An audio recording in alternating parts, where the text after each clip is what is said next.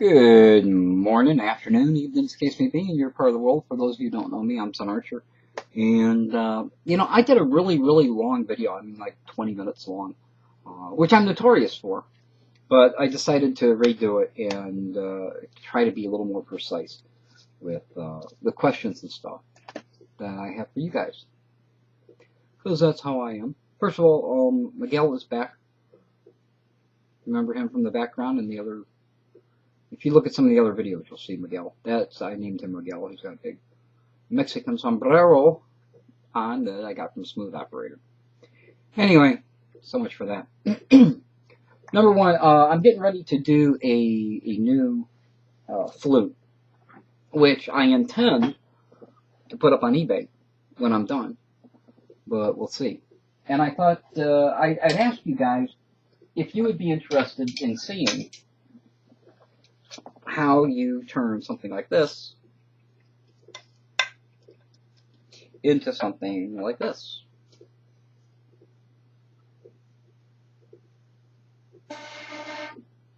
It helps if you play it right. And I'm not going to today, apparently.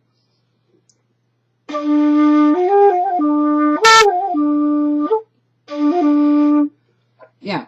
So I was wondering, would you guys be interested in going through the process with me? For part of it's already done. This was actually much longer. It was this long. And I cut this piece off because this is the piece. No cracks or anything in it. I kind of like the patina, and I also like the node in it. And so I'm going to turn that into this. So notice it's cut a little bit longer. And that's because I have to kind of adjust a little bit and run a little play. But would you guys be interested in a video of how to take this and make it this? Let me know. Comment, video response, whatever. Or, doing the PVC, the PVC thing. So I think I've done one already, but I didn't do a very good job of showing you guys how it's done. I just kind of showed you that I did it and mentioned a couple of tips. Anyway, so that's item number 2. Item number 3, I recently watched a video from a new subscriber slash friend here at YouTube that in the video he was interviewing the guy from the What the Bleep video, What the Bleep movie, the guy that produced it. And they were talking about the conscious observer. And you guys know the story. Anybody who's watched what the Bleep, there's one when you're looking at it, and then there's many when you're not looking at it. One when you're looking at it, there's one and not many. Okay, well, and it seems that the conscious observer is the one that determines if there's one or many. Well, then I was wondering, from watching the video, at what point, where is that conscious observer? Is it just humans? Or does it include cats and dogs and mice and dragonflies and ants? Conscious observer, what does that mean? I know that my cat, who's on the floor, will see feathers above the window, and I can see him reason out how he needs to get on the couch, and then the shelf, and then the TV, and then leap over to the curtains in order to get those feathers. So there's some conscious thought there. And it made me wonder, is my cat, come along with me here, is my cat manifesting his destiny, either intentionally or unintentionally? Is he manifesting his destiny in his life as a conscious observer? Does it require predetermination? Does it require thought? Does it require intention in order to manifest? I know that I feel like I manifest a lot of things in my life. Things go really well for me very often when they shouldn't. And I believe it's because of my positive attitude. And that positive attitude helps manifest that, if we want to use manifest as the word. Or maybe manifestation is simply an imagination of mine. But either way, it kind of makes me wonder. I mean, you got the quantum physics thing with the one, many. Can my cat be the conscientious or the conscious observer? Can my dog or a dragonfly, or how about an ant? ants, by their very nature, build these big complexes and work in unison with one another. Are they oblivious to the fact that they're doing it, actually manifesting their lives? Are they changing the world? And wouldn't it be scary to think that you put so much time into it when the ant just does what's his nature and has an effect on his existence? Just something to think about. Just a little question for you. So that's what was on my mind today. What else? There's been some conversation through, or some talk by some of the other bloggers about, and I wouldn't mention except for it's been a few of them, about people who want to get you more subscribers and more views and tell you they'll do that for you. And one of the things that I always question when I see somebody who's doing that is, first of all, is what they're doing against the terms of service? Because if it is, and you take advantage of that, and Google goes, hey, wait a minute, there's a bot that's giving the hits, you could lose your channel. You know, it's against the terms of service to do that. But secondly, when I look at them, one of the first things I do is I go and look and see what is their subscriber base. And more often than not, they don't have many. They don't have many at all. And wouldn't you think that somebody who has the ability to make your channel successful would do that for themselves so that they could get the word out to more people and they could sell more ebooks or whatever it is that they're doing, videos, DVDs? Wouldn't you think that they would take advantage of their own expertise in doing that? And if they don't, then why would you buy their ebook or listen to anything they have to say? Why would you do that? But people do. You know, people are desperate because they want to be somebody on YouTube. Many of them don't even know what they want to be on YouTube. And then you have the one-hit wonders, guys like me. I'm a good example. I had a video that hit way back when, 2006, 2007, YouTube Writes a video. People are still commenting on it today, and it doesn't even apply anymore. But that put me on the front page of YouTube in the featured section, and then that led to a lot of subscriptions, and it led to a company contacting me, having me work for them for a little bit, and MTV, VH1, some stuff with them, and Chicago Tribune coming and taking pictures when YouTube was bought by Google. You know, and I rode that a little bit, but I've never been here in order to be a celebrity. I've never been here in order to be one of the great YouTube guys. I've been in the top 100 way back when it only took a couple thousand in order to be in the top. But you have these guys like me, who are doing ebooks and stuff like that, telling you how to get subscribers and how to get where they're at. And the fact of the matter is, they hit the magic video at the magic time. They hit that magic spot, and they don't know how they did it. Some of them have taken that and built on it and become huge channels and decided to do it full time and become huge channels with income and stuff like that. They are the YouTube stars, if you will. And then there's also guys, like myself and some others, who are we're doing what we like doing.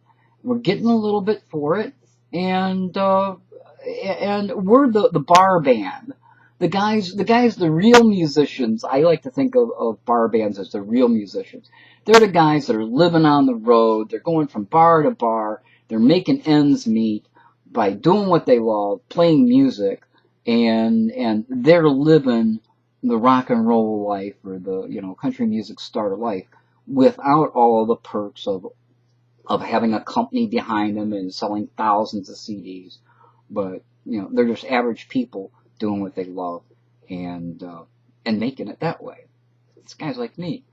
But I've got no business telling you how to get views or subscribers because, frankly, I don't know how it happens.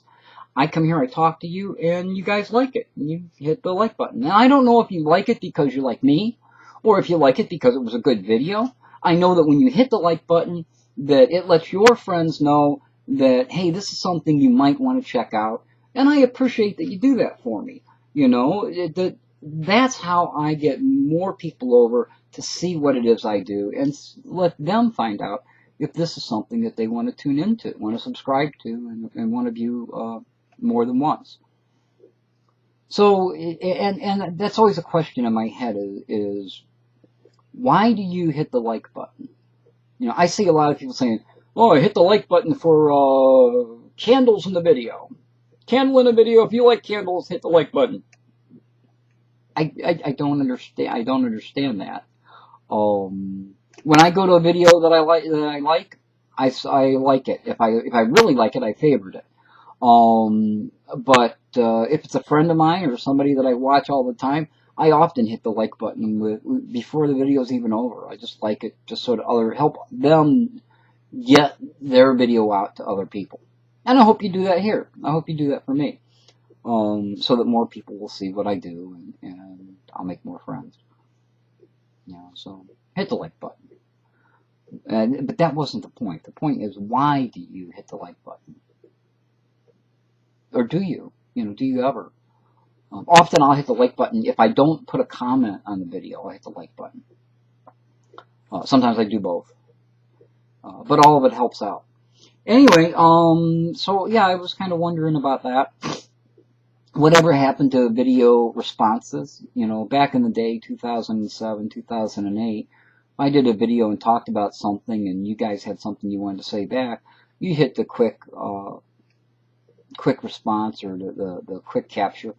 You get on your camera and go, yeah, Zen, I've got one of those, but mine is a different color than yours, and it's got this here, and then you tell me about it, and I could see you and hear you when you responded, and I like that, and I miss it, you know. So I'll do a video response. It takes a couple minutes.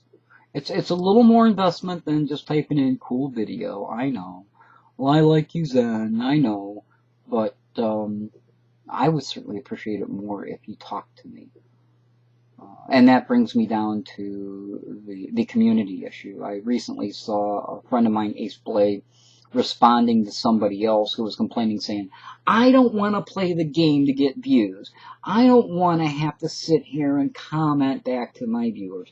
I don't want to have to put provocative titles on my stuff to get people to watch it. Well, nobody makes you do that. You do that if you want to, and if it's something that makes you uncomfortable, then don't do it. How important is it to you, you know, to get those views and subscribers and stuff? You know, first of all, subscribers don't matter. I love that people subscribe and they want to come back and look, but if it comes down to dollar and cents things, it's not the subscriptions that matter. It's the views that matter. And if you follow my channel, you know I get precious few views compared to some of the stuff that I've done a long time ago. That's not a complaint, it's just a fact. But if you don't want to play the game, then don't play the game. But you also don't get the rewards if you don't play the game. Right? Thumbs up for Lamps. Thumbs up for Miguel. Miguel. Where's he at? Over here. Thumbs up for Miguel. Anyway, yeah, just some thoughts. Do your video because you like to do video. Do your video to communicate with people if that's what you came here for. If you came here to do a show and to do like the best show ever, then do that. Do the best show that you can do. Do a show that you would tune in and watch and that you would tune into on a regular basis. Do that, and then let the cards fall where they may. If what you're doing is entertaining, people will subscribe. Not by thousands or hundreds, but gradually they will slowly subscribe, and you will build a community of your own here at YouTube. It's another thing too. People are always talking about community at YouTube. The community's gone. Well, the community's not gone. What's gone is the support that the community used to get from YouTube.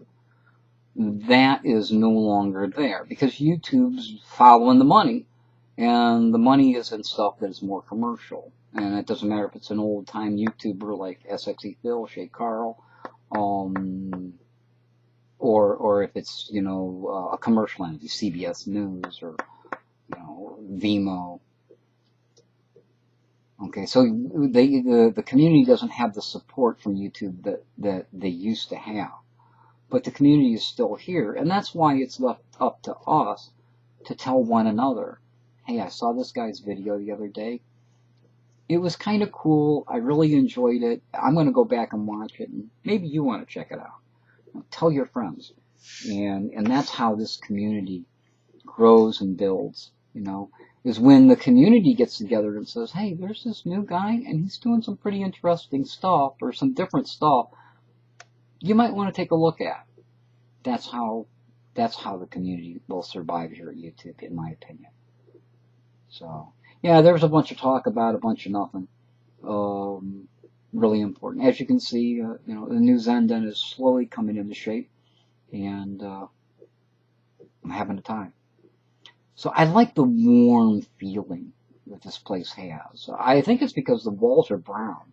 You know, I think that's what does it. You got a white ceiling and the brown walls, and all of the woodwork. You know, the wood everywhere is certainly adds to the ambiance of the new ZenArcher channel. Anyway, I hope you like it. I hope you'll subscribe and all that kind of stuff. But more than that, I hope you'll talk to me. Leave a comment, or better yet, kick up your camera. Say, hey, Zen, this is what I think. I'd love to see it. Of course, don't forget that I'm over at thecafezen.com, a little self-promotion there, and every Friday night at 10 p.m. Eastern Standard Time, Blog TV. Just come chat with me. I'd enjoy your company. Till next time, be well, this is Zen.